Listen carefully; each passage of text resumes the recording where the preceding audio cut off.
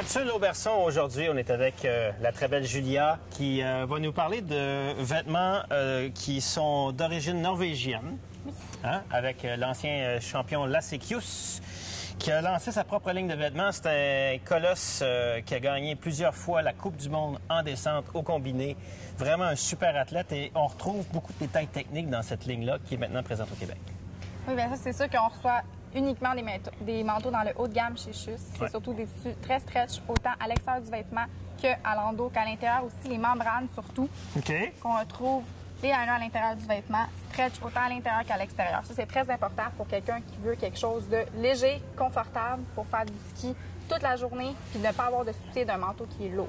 Oui, parce que des fois, on met des manteaux sur le dos et on fait comme OK, lui, il va être chaud. Mais là, ça marche plus comme ça, hein? Non, pas du tout.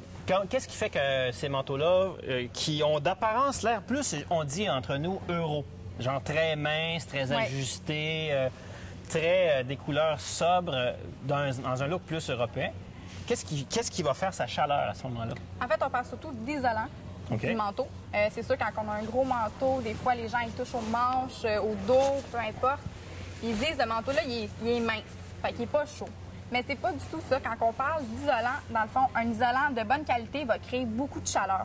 Comme dans ce cas-ci, avec Kjus, à l'intérieur du manteau, ils ont utilisé deux isolants différents. Ils ont utilisé du Primaloft au niveau du dos et au niveau du corps pour créer beaucoup de chaleur. Tandis qu'aux manches, ils ont changé d'isolant. Ils sont allés vraiment avec le Thin Solid, quelque chose d'un petit peu plus léger, je vous dirais, créer un petit peu moins de chaleur. C'est rare que quelqu'un a vraiment très froid au niveau des bras.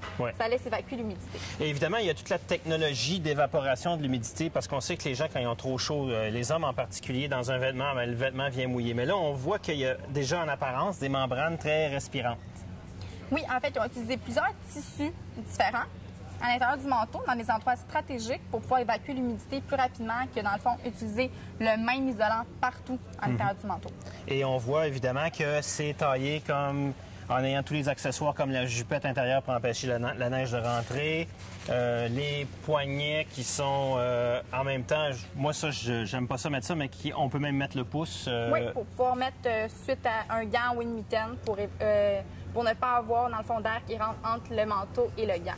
Et bien sûr, une ligne très sérieuse au niveau esthétique, très reconnue partout dans le monde. C'est vraiment du haut de gamme. Alors, la série Kjus, Julia, merci de nous avoir présenté ça.